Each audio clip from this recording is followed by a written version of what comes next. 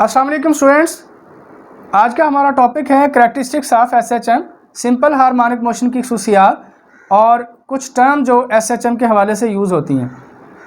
Characteristics of SHM को हम simple pendulum के हवाले से, बॉल एंड बाउल सिस्टम और स्प्रिंग मास सिस्टम के हवाले से स्टडी कर चुके हैं। अब हम ओवरऑल मेन करैक्टरिस्टिक्स को देखेंगे। इन सब के अंदर जो कि एसएचएम कर रहे हैं, acceleration directly proportional to minus x होता है या फोर्स जो है वो directly proportional to minus x होती है। यानी बॉडी जब ए बी एक्सट्रीम पोजीशन से मीन पोजीशन की तरफ आती है तो इस ट्रैवल के दौरान उसकी फोर्स, उसका एक्सीलरेशन और डिस्प्लेसमेंट ये कम हो रहे होते हैं और ओ पर पहुंचकर उसका एक्सीलरेशन, डिस्प्लेसमेंट और फोर्स ज़ीरो हो जाते हैं। जबकि ओ से बी यानी मीन पोजीशन से एक्सट्रीम पोजीशन की तरफ चलते हुए ये फोर्स भी बढ़ती है, एक्सीलरेशन भी बढ़ता है। इट मीन के एक्सीलरेशन जो है ये डिस्प्लेसमेंट के डायरेक्टली प्रोपोर्शनल है, क्योंकि जितना मीन पोजीशन से फासला बढ़ेगा उतना एक्सीलरेशन बढ़ेगा। एक्सट्रीम पोजीशन पे एक्सीलरेशन मैक्सिमम होता है और यहाँ पे जो एक्स फासला है वो भी मैक्सिमम होता है displacement from the mean position. चूँकि एक्सीलरेशन की जो डायरेक्शन है वो टुवर्ड ओ है, लिहाजा ये माइनस का साइन इंडिकेट करता है। क्योंकि फोर्स और एक्सीलरेशन डायरेक्टली प्रोपोर्शनल होते हैं, लिहाजा फोर्स जो है वो भी डायरेक्टली प्रोपोर्शनल है माइनस एक्स के। यानी जितना ये ऑब्जेक्ट जो है ये ओ से दूर होगा उतना जब फासला ज़्यादा होगा तो इसको रिस्टोरिंग फोर्स जो वापस खींच रही है वो भी ज़्यादा होगी। तो इट मीन के acceleration and force both are directly proportional to the displacement from the mean position. अब हम इसकी मज़ीद डिटेल के लिए स्क्रीन पे चलेंगे, लेकिन इससे पहले हम सम टर्म्स जो हैं वो देख लेते हैं। नंबर 1 है टाइम पीरियड। टाइम पीरियड, अगर हम पेंडुलम की बात करें जिसकी लंबाई l है और ये थीटा एंगल अगर बना रहा है तो इसका टाइम पीरियड जो है इसका फार्मूला होता है t equal to 2 pi l over g under root, और स्प्रिंग के लिए ये यूज़ होता है t is equal to 2 pi m over k under root. लेकिन ये टाइम पीरियड है क्या? इसकी डेफिनेशन ये है कि वन वाइब्रेशन मुकम्मल करने के लिए जो टाइम रिक्वायर्ड होता है, लेट्स से अगर बॉडी ए से स्टार्ट लेती है तो ए से ओ, ओ से बी, बी से वापस travel, B to O, O to A, तो जब ये एक कंप्लीट राउंड ट्रिप मुकम्मल हो जाएगा तो इसको हम टाइम पीरियड कहेंगे। वाइब्रेटिंग बॉडी का one complete round trip is called vibration, और इस दौरान उसको जो टाइम लगेगा वो टाइम पीरियड होगा। सबसे पहले हम यहाँ वाइब्रेशन को देखेंगे कि एक वाइब्रेशन यानी वन कंप्लीट राउंड ट्रिप ए से ओ, ओ से बी, बी से ओ और फिर ओ से ए, ये वन वाइब्रेशन है और इस वाइब्रेशन को मुकम्मल करने में जो टाइम लगता है that is called time period. Time period जो है इसका यूनिट सेकंड है। और इसी तरह फ्रीक्वेंसी है। फ्रीक्वेंसी स्टूडेंट्स टाइम पीरियड का उल्ट होता है, यानी frequency f equal to 1 over T. Frequency का यूनिट हर्ट्स होता है या साइकिल पर सेकंड। फ्रीक्वेंसी को इस तरह डिफाइन करते हैं कि नंबर ऑफ साइकिल्स और वाइब्रेशन इन 1 सेकंड, यानी वाइब्रेटिंग बॉडी 1 सेकंड में कितने वाइब्रेशन मुकम्मल करता है, इसको हम फ्रीक्वेंसी बोलते हैं। अब इसी तरह एक टर्म होती है जिसे हम एम्पलीट्यूड कहते हैं। एम्पलीट्यूड ये मैक्सिमम फासला है, यानी मीन पोजीशन से मैक्सिमम फासला। अब अगर गोली यहाँ से ट्रैवल करते हुए यहाँ पहुँची हुई है तो यहाँ से यहाँ तक जो फासला है ये मैक्सिमम फासला नहीं है, इसे डिस्प्लेसमेंट कहेंगे, but it is not amplitude. Similarly ये बी और ए चूँकि एक्सट्रीम पोजीशन है, यहाँ से लेकर यहाँ तक जो फासला होगा ये हमारा एम्पलीट्यूड होगा, क्योंकि ये मैक्सिमम फासला है तो इसे एम्पलीट्यूड कहेंगे। Maximum displacement of the vibrating body from its mean position to either side, from its mean position to extreme position। either side पे आप ओ ए ले लें या ओ बी ले लें, तो मीन पोजीशन से एक्सट्रीम पोजीशन की तरफ जो मैक्सिमम फासला है उसे हम एम्पलीट्यूड कहते हैं। इसकी मज़ीद वजाहत हम स्क्रीन पे देखते हैं। Important features of SHM. Properties of SHM, features of SHM यानी सिंपल हार्मोनिक मोशन के फ़ीचर्स या खसूसियात क्या होती हैं। स्टूडेंट्स, ये वो कॉमन खसूसियात हैं जो तीनों एग्जांपल्स में पाई जाती हैं, चाहे वो सिंपल पेंडुलम की मोशन हो, चाहे वो मास अटैच टू स्प्रिंग की मोशन हो, या फिर बॉल एंड बाउल सिस्टम के अंदर SHM हो रही हो। तो ये 4 इम्पॉर्टेंट फ़ीचर हैं जो बिल्कुल ईजी हैं।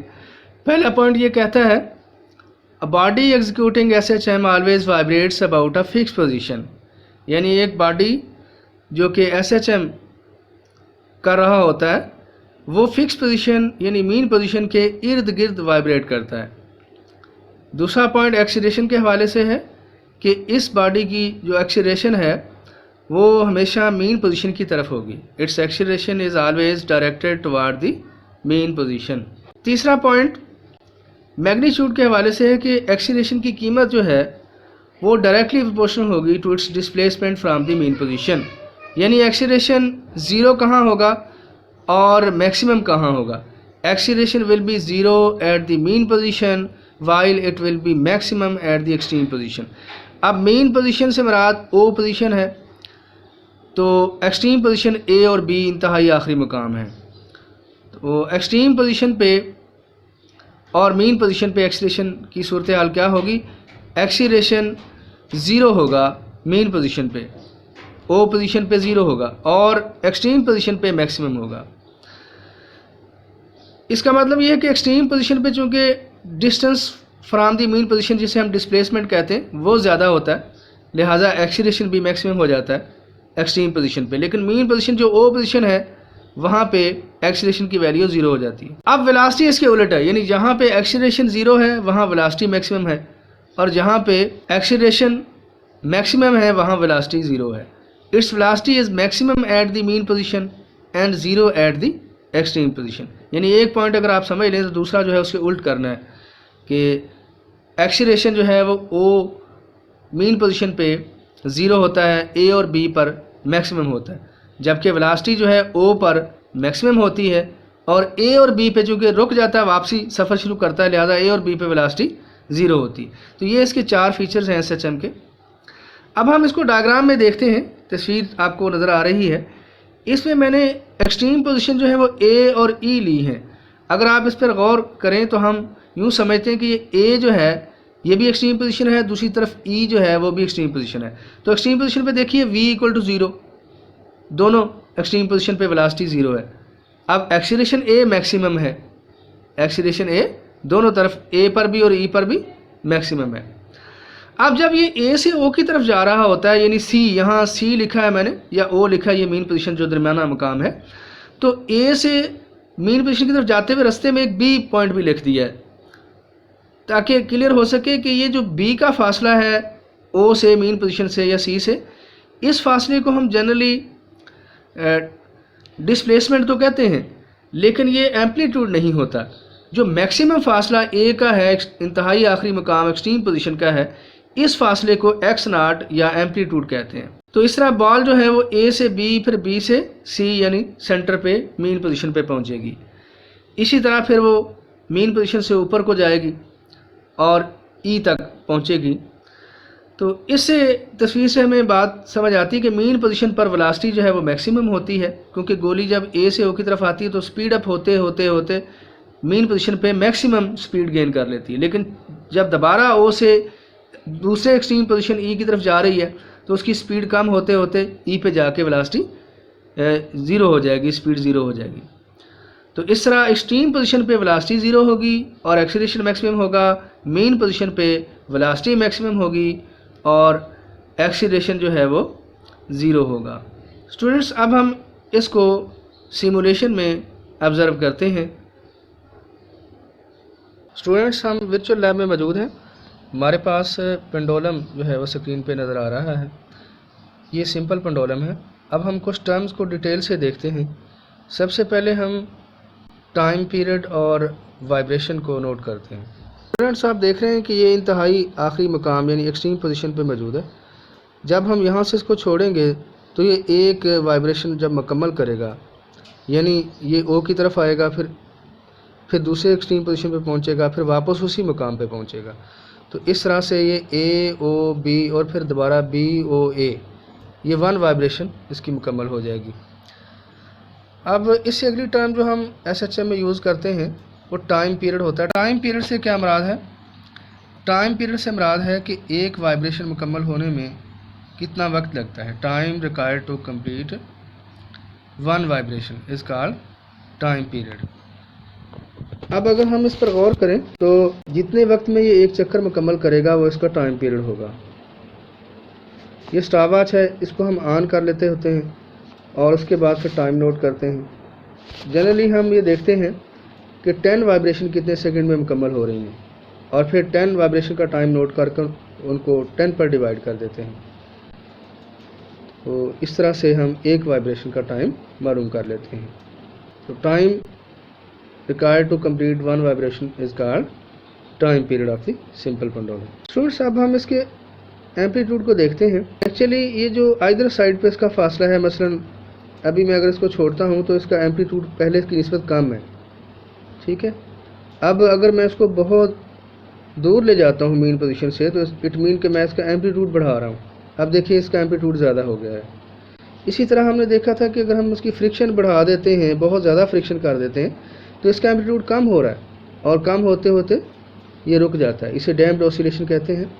तो ये एम्पलीट्यूड से मुराद होता है मीन पोजीशन से आइदर साइड एक्सट्रीम पोजीशन की जानब मैक्सिमम फासला, यानी किसी भी वाइब्रेटिंग बॉडी का जो मीन पोजीशन से एक्सट्रीम पोजीशन की तरफ मैक्सिमम फासला होता है, इसे हम एम्पलीट्यूड कहते हैं। जी स्टूडेंट्स, अब हम वेव पैदा करेंगे और जो करैक्टरिस्टिक्स हैं उनको स्टडी करेंगे। सबसे पहले हम इसको वेव को पैदा करके देखते हैं जो कि डोरी के अंदर या शटरिंग के अंदर पैदा होती हैं आमतौर पर। तो ये सूरत हाल होती है मैनुअली, लेकिन अगर हम इसको ऑटोमेटिक तरीके से वेव पैदा करें तो आप देख सकते हैं ये वेव पैदा हो रही है। अब हमने इसमें से मुलाजा करना है कि इसका एम्पलीट्यूड क्या है, इसकी फ्रीक्वेंसी क्या है, और ये खुसूसियात हम देखना चाहते हैं। आप स्क्रीन पर देख रहे हैं कि ये इसकी फ्रीक्वेंसी 1.5 है, 5 हर्ट्ज़ है, 1.5 हर्ट्ज़। अगर हम इसकी फ्रीक्वेंसी डबल कर देते हैं तो क्या होगा? ये फ्रीक्वेंसी इसकी डबल हो गई है, यानी नंबर ऑफ़ वाइब्रेशन जो थे वो इंक्रीज़ हो गए हैं। पर सेकंड नंबर ऑफ़ वाइब्रेशन जो हैं वो बढ़ गए हैं। तो फ्रीक्वेंसी से मुराद यही होता है कि वाइब्रेटिंग बॉडी जो है वो कितने वाइब्रेशन मुकम्मल कर रही है एक सेकंड में। अब फिर मैं इसको कम करता हूँ ताकि हम इसको देख सकें। अभी देखें इसकी फ्रीक्वेंसी जो है हम कम कर रहे हैं और कम कर रहे हैं। तो देखिए फ्रीक्वेंसी कम करने से क्या हो रहा है, नंबर ऑफ़ वाइब्रेशन कम हो रहे हैं। तो इसी तरह इसके बाद हम फ्रीक्वेंसी के बाद हम एम्पलीट्यूड देखते हैं। स्टूडेंट्स, आप देखें ये जो दरमियान में मीन लाइन आपको नज़र आ रही है, इससे ऊपर नीचे जो है वो शटरिंग वाइब्रेट कर रही है। अगर हम इसको रोक कर देखते हैं तो आप देखें जो मीन लाइन दरमियान वाली लाइन नज़र आ रही है, इससे कुछ पार्ट शटरिंग के ऊपर हैं, कुछ नीचे हैं। तो ये ऊपर नीचे हो रहा है मीन पोजीशन के। अब एम्पलीट्यूड से मुराद ये मैक्सिमम फासला होता है जो मीन पोजीशन से ऊपर या नीचे होता है। मसलन अभी मैं एम्पलीट्यूड बढ़ाता हूँ तो आप मुलाजा करेंगे कि ये जो डिस्टेंस था मीन पोजीशन से ये बढ़ जाएगा। ये देखें ये एम्पलीट्यूड हमने इंक्रीज़ कर दिया वेव का। तो अभी मैं एम्पलीट्यूड कम कर रहा हूँ, अब क्या हो गया है, एम्पलीट्यूड कम हो गया है क्योंकि मीन पोजीशन से रस्सी जो है बहुत मामूली सा ऊपर नीचे हो रही है। अब मैं एम्पलीट्यूड बढ़ा रहा हूँ तो एम्पलीट्यूड बढ़ने से क्या हो रहा है, मीन पोजीशन से जो वाइब्रेटिंग पार्टिकल हैं मीडियम के वो ज़्यादा ऊपर और ज़्यादा नीचे तक ट्रेवल करते हैं, यानी एक्सट्रीम पोजीशन का जो फासला है मीन पोजीशन से वो बढ़ जाता है। तो यही जो मैक्सिमम डिस्टेंस होता है from mean position vibrating body के जो पार्टिकल्स होते हैं उनका, इसे हम एम्पलीट्यूड कहते हैं। Some terms of SHM simple harmonic motion की कुछ टर्म्स हैं, कुछ डेफिनेशंस हैं बुनियादी जो बड़ी आसान है। नंबर 1 पे है वाइब्रेशन। वाइब्रेशन से मुराद एक मुकम्मल चक्कर है, यानी वाइब्रेट करता हुआ बॉडी अगर ए से स्टार्ट कर रहा है, ए से ओ से बी, फिर बी से वापस ओ, फिर ओ से वापस ए, तो ए से स्टार्ट किया था तो ए पे ही ख़त्म होगा। तो ये एक चक्कर जो मुकम्मल चक्कर है, 1 complete round trip of a vibrating body about it's main position is called 1 vibration. Students, अब टाइम पीरियड से क्या मुराद है? यही जो 1 वाइब्रेशन वाइब्रेटिंग बॉडी का है, इसको मुकम्मल करने में जो टाइम लगता है, यानी जितने सेकंड लगते हैं, वो उस बॉडी का टाइम पीरियड कहलाता है। इसे टी से ज़ाहिर करते हैं, यानी time taken by A vibrating body. Vibrating body को कितना टाइम लगता है टू कंप्लीट 1 वाइब्रेशन, एक चक्कर मुकम्मल करने में, इस कॉल्ड टाइम पीरियड, उसे टाइम पीरियड कहते हैं। फ्रीक्वेंसी क्या है? फ्रीक्वेंसी नंबर ऑफ वाइब्रेशन या ऑसिलेशन है, यानी कितने चक्कर साइकिल वाइब्रेटिंग बॉडी जो है 1 सेकंड में मुकम्मल करती है। ये रेसिप्रोकल है, टाइम पीरियड का उलट है, यानी F = 1/T। देखिए टाइम पीरियड जो है वो टाइम है, वो वक्त है जिसमें एक चक्कर मुकम्मल होता है, जबकि फ्रीक्वेंसी है कितने चक्कर मुकम्मल होते हैं 1 सेकंड में। तो ये एक दूसरे के उलट है। फ्रीक्वेंसी F = 1/T और इसका यूनिट जो है फ्रीक्वेंसी का वो हर्ट्स होता है या साइकिल पर सेकंड होता है, जबकि टाइम पीरियड का सेकंड होता है।